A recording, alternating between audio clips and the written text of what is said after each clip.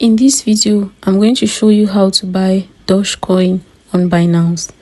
So in order to do that, launch your application, and when you're on the home page, at the top left, click on the menu icon. So you're going to check if your account is verified. If not, you need to do that because your account needs to be verified in order for you to purchase Dogecoin. Next, you need to make sure that your wallet is funded for you to be able to buy Doge. When you do all that, at the bottom menu, click on Markets and then go ahead and search for Doge.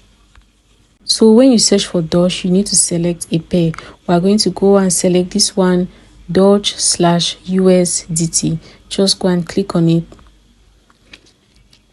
And then at the bottom right here, just click on Buy. This is going to take you directly to spot, and make sure you are on the Buy tab and not the Sell tab. Now you have two ways to buy Doge.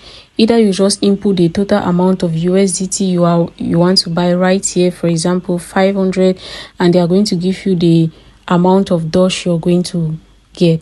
Or you can do that by the limit by just entering the price right there, and then you're going to be notified when you can purchase for that price.